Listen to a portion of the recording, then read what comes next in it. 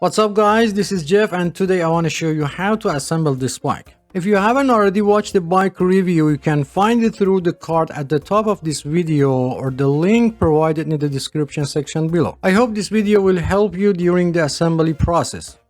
Before you start assembling the bike, it's important to note that the bike comes with a 1-year warranty as mentioned in the manual. To use the warranty, you will need to submit the warranty form along the purchase receipt, the bike serial number located under the body, and the bike model. You can find it on the frame. If the bike doesn't come with the manual, you can visit the manufacturer's website to access the required information and fill out the necessary details. To assemble this bike, you will require the following tools: a Phillips screwdriver, preferably in size 2 or medium, wrenches in size 10, 13, and 15 mm, Allen wrench in sizes 4, 5, and 6 mm. If you don't have the specific 10 and 13 mm wrenches, you may utilize an adjustable wrench instead.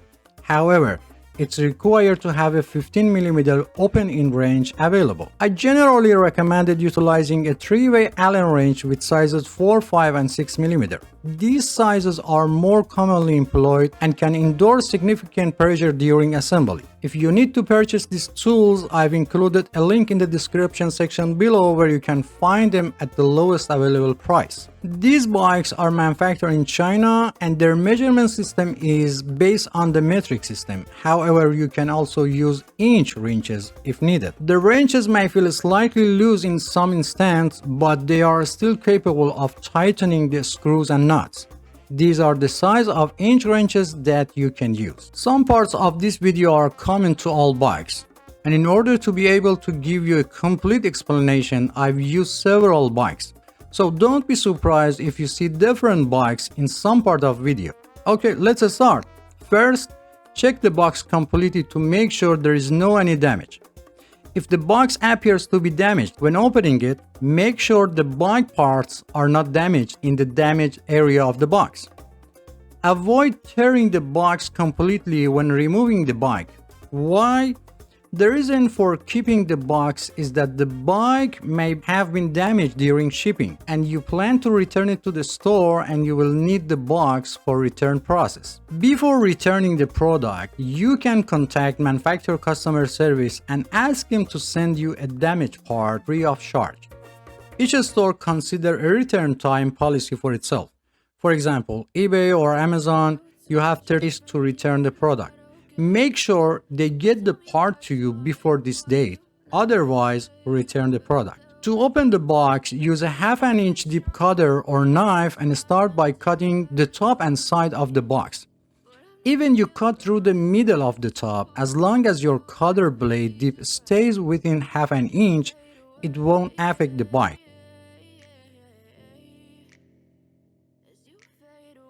After opening the box, visually inspect the internal components including the wheels, front fork, rear derailleur, and handlebar to make sure they are free of any damage.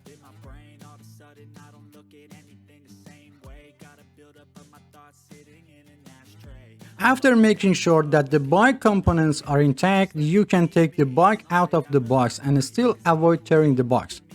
To safely remove the bike, it's recommended to bend your knees slightly and place the box vertically and start taking the bike out in a slow and controlled manner. Pay attention to your posture. Do not put in too much pressure on your back to avoid muscle cramp. After removing the bike from the box, do not forget to check the inside of the box completely and do not throw away until you finish assembling the bike. Many times it happened that a small screw or nut was still hidden inside the box, even under the flaps. For ease of assembly, remove all paper and plastic cover from the bike. However, be careful not to damage the paint on the body when removing them, as this may lead to rust over time. Also be sure to remove any remaining tape from the body, as it will change the bike paint over time. Sometimes, especially for bikes 24 inch and up, removing a bike tire can be challenging. Be careful not to apply too much pressure when trying to remove the tire because it can lead to bend or broken spoke. To successfully remove the wheel, gently push the bike forward and backward while rotating the tire in the same direction to release. In the comments of my previous video, some have asked why I don't use a bike assembly tripod. Well, let me clarify that I assemble bike for regular folks, not experts, and I don't know what percentage of people have a bike tripod. Second question, why do I choose the assembly bike on the floor instead of the table? You know, while a smaller bike like 12 or 16 inch may be manageable on the table, but when it comes to the larger bike like a 24 inch and up, it's a whole different story. Attempting to assemble such a bike on the table would be like trying to fit an elephant into the matchbox. Someone else suggested that I should install the bike seat and handlebar first and then turn the bike upside down to install the front wheel. Dear friends, you have the freedom to choose any assembly method you prefer. There is no limitation. However, with your approach, you would need to readjust the seat and handlebar setting once the bike is returning to its upright position. I would appreciate your comments on this matter as it would be helpful to determine which method is easier overall. For easier assembly, you can lean the rear wheel against a wall or other object. However, as you see, it's not necessary. To determine the correct direction, turn the fork so that the brake system is facing forward. Also, the brake cables should be placed in front or outside of the fork instead of inside or behind the fork. Sometimes there may be a small piece of plastic between the disc brake pads that needs to be removed. Otherwise, the brake disc will not be in place.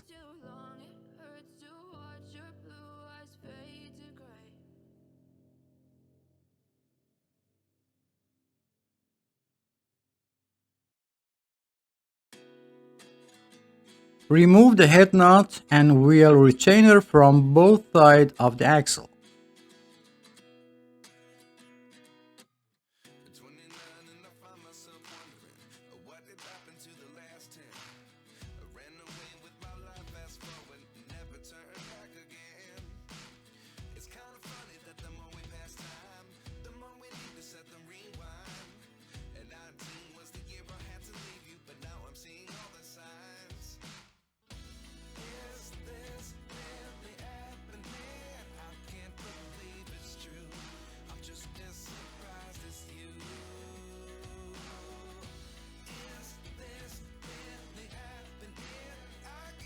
Lift the bike frame and place the wheel axle in the fork and then open the kickstand. You will notice that the bike is stable, although it's best to always keep one hand on the bike just to be sure.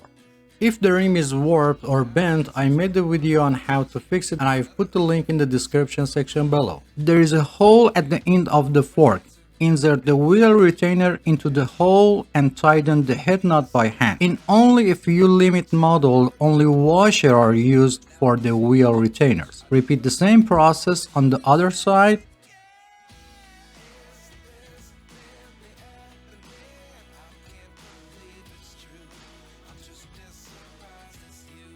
Now align the wheel in the center of the fork and slightly tighten the head nut on the one side.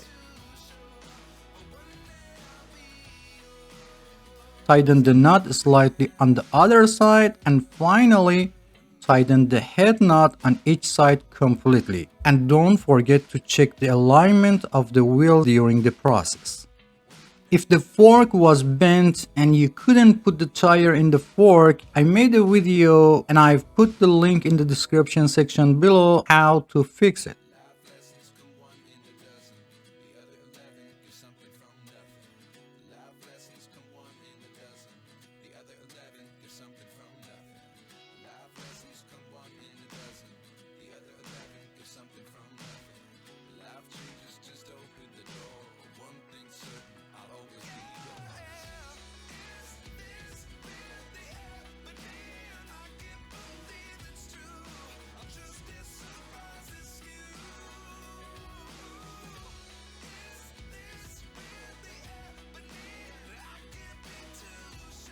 To install the stem properly, follow these steps. Stand in front of bike before losing the stem screw. This will prevent the fork from moving forward. It's important to avoid accidentally dislodging the fork as it can be difficult to fix it back in place. Open the stem screw and remove any cardboard cover.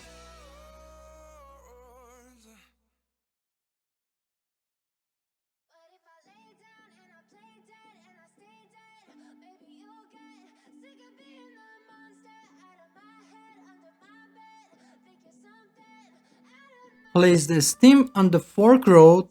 Ensure that the wire brakes and gear are not twisted and the gear indicate plate invisible.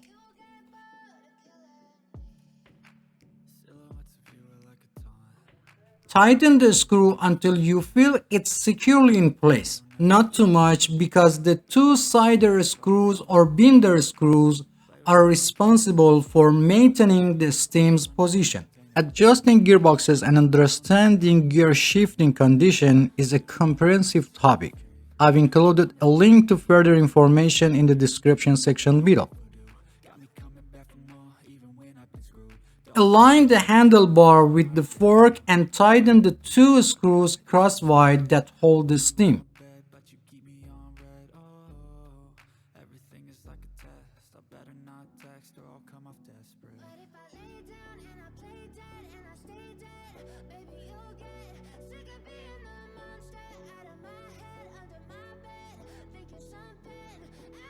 Take care when tightening these screws as they are often made of aluminum. Make sure the wrench is properly seated to avoid damaging the screw heads.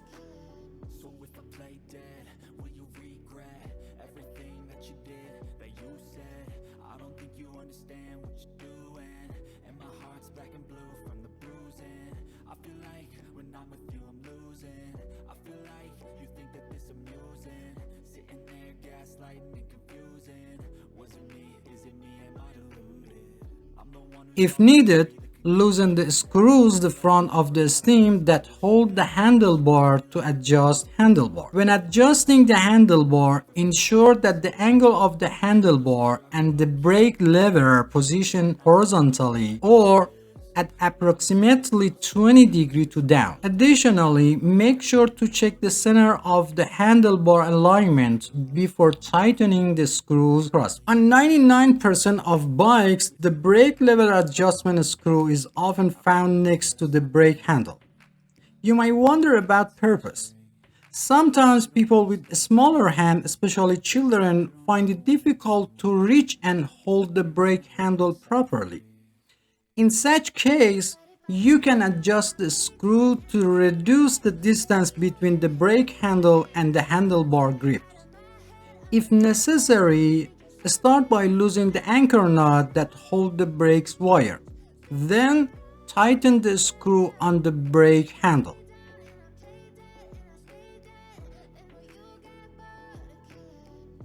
As you do this, you will notice that the brake handle moves closer to the handlebar grip and reducing the distance between them.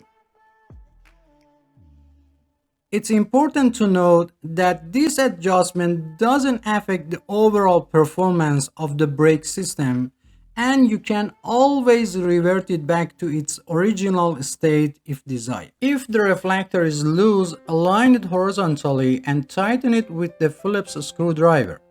However, be careful not to over-tighten the screw because it may cause the reflector to break. Close the adjustable barrel on the brake handle to the end and make sure that the groove of the adjustable barrel is not aligned with the groove of the brake handle so that the brake wire doesn't come out. Loosen the anchor nut of the cable and push the brake arm upward and hold it. Pull the wire to remove any slack and then tighten the cable anchor nut.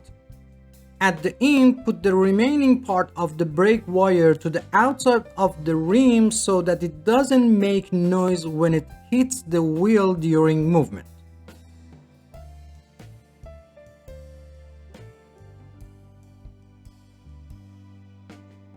If the brake wire was out of place and the brake wire was still loose after tightening the anchor knot, turn the bike upside down to have the better view and put the wire in its place.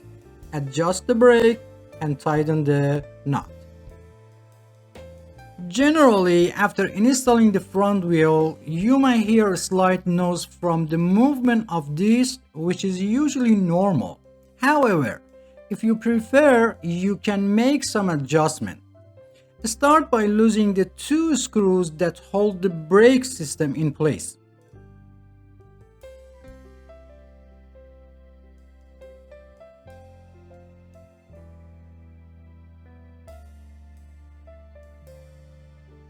Using a long Allen wrench, tighten the bolt located behind the brake system until the brake pads firmly engage with the disc.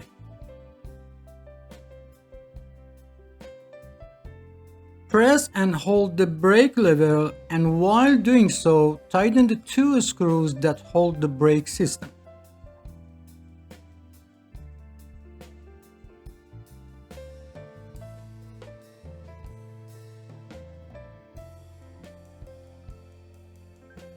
Then release the brake lever and finally loosen the rear screw slightly again. It's possible that you might still hear a slight noise from the disc, which could be related to disc distortion.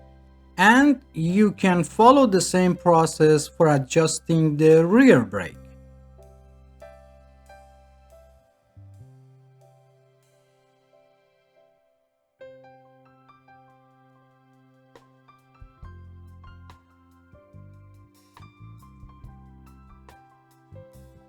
To install the pedals, find the right side of the pedal by checking the letters R or L labeled on the pedals.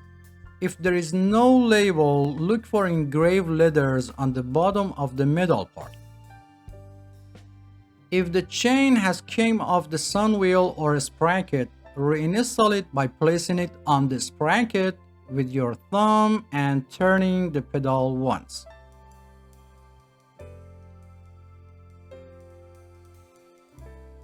Install the pedal by hand only, without touching the threads and without using tools. Be careful to install the pedal vertically on the crank arm to avoid damage to the pedal and crank threads.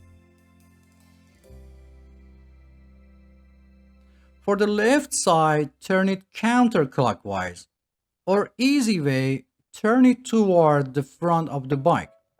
After making sure the pedal is in the correct position, turn it a few times by hand, then while holding the rear wheel, use a 15mm wrench to tighten it. In rare cases when the pedal cannot be installed, first install the pedal on the other side. Sometimes the pedal may be labeled with the letter L, but both pedals are designed for the right side of the bike. If it's not installed on the opposite side, go back and install the pedal from the inside of the crank arm in the opposite direction to the rear of the bike. This is done when the pedal or crank thread is damaged, and reversing the installation direction will help rebuild the thread pads for proper installation. Also, if the pedal installed in this position, then you know you have selected the right pedal.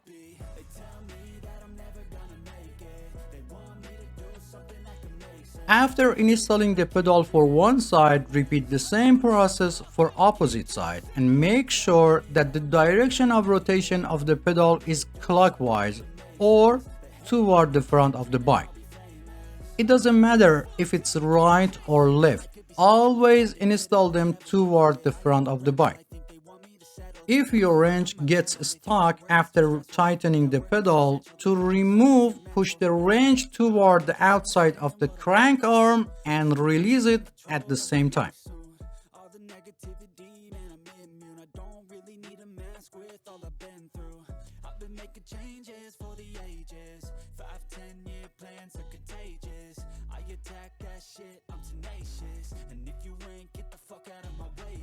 If the seat reflector is loose, use a Phillips screwdriver to tighten the reflector screw until it cannot move. Make sure the reflector is level and positioned correctly, and be sure not to over tighten the screw as it might break the reflector. I recommend installing the reflector close to the seat lock after adjusting the seat height.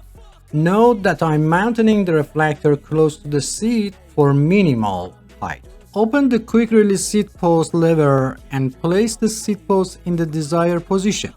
While holding the quick release seat post nut with one hand, turn the quick release seat post lever a few times with the other hand until it feels tight. Close the quick release seat post lever regardless of height and direction of the seat and test the movement of the seat.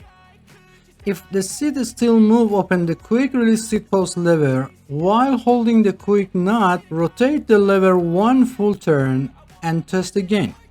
Repeat this step until the seat stops moving. After the seat is secure, open the quick release seat post lever and adjust the height and direction of the seat and close the quick release seat post lever.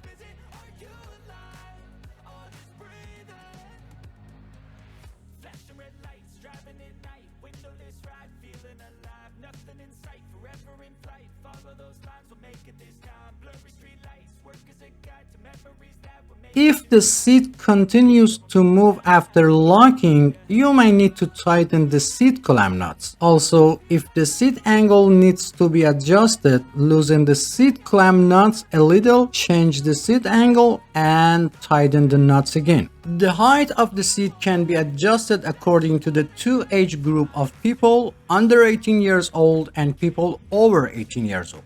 It's important to keep in mind that the body continues to grow until about 18 to 25 of age and then growth slows down. For children under 14, it's recommended to buy a slightly larger bike to accommodate their future growth and choose the right size for people over 18 years old. It should be noted that the age alone is not a determining factor, and body size and proportion are more important. Some people may be 10 years old but have the same body size as a 13 years old. For bikes with training wheels, it's enough for children's toes to touch the pedals and they can turn them. For bikes without training wheels, the seat height is considered appropriate if toes can touch the floor while sitting on the seat, or one foot should be firmly on the ground while the heel of the other foot is flat on the pedal, or one foot should be on the ground while the toes on the other foot are placed on the pedal and the foot is slightly bent. If for any reason the seat post falls into the seat tube, turn the bike upside down and gently tap the bike body to remove the seat post. Another solution to prevent the post from falling inside the seat tube is to install the seat post alone first and then attach the seat. This eliminates the possibility of the seat post falling into the pipe during the installation. At the end, it's necessary to check the work done and make sure that all bolts and nuts are properly tightened. When inflating tires, some people inflate the tire to the amount of air indicated on the tire. However, it's important to note that the value displayed on the tire represents the maximum air pressure that the tire can withstand. For most bikes, the recommended air pressure is between 25 to 35 psi. In another way, after inflating to 20 psi, sit on the bike to check the tire pressure. If the tire is not fully inflated, increase the amount of the air. Remember, the weight of the cyclist determines the amount of the tire inflation. To inflate the tire, first remove the valve cap and then put the air pump head on it. Sometimes this is difficult because by pressing the tube valve, the valve goes inside. If the tire is slightly inflated, first deflate it completely. Press your thumb on the back of the valve and place the air pump head on it. Inflate the tire halfway and make sure the tire is still on the rim. If part of tire pops out, release some air pressure, put the pops out area back inside the rim and reinflate it again.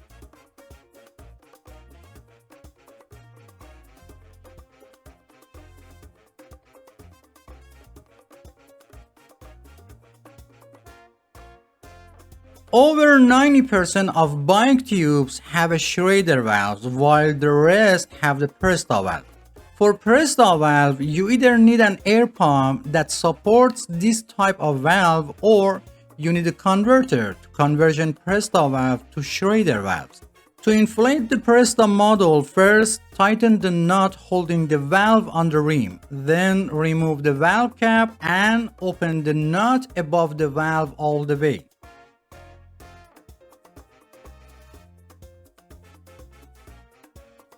Install the converter on it and inflate it like Schrader valve.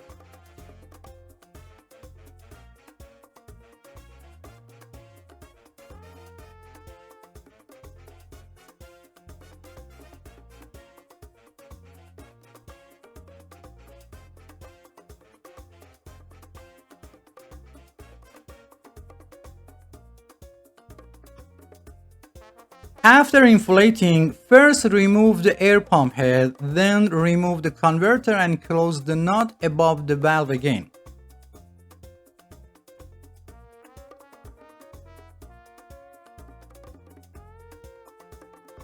And finally, put the cap on the valve.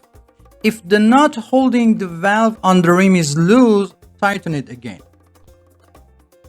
And finally, it's very important to teach children how to use brakes before riding a bike. Many accidents of children with trees or walls happen because they are not familiar with the braking system. So spend at least 10 minutes and teach them, and don't forget the helmet. If you have any question, please provide specific details or timestamp from the video so I can better understand your question and provide faster help. If you enjoy the content, please subscribe to the channel for support me and turn on all notifications to be the first to know about new videos. Feel free to visit other parts of the channel. Thanks for watching and don't forget to hit the like button. Until next video.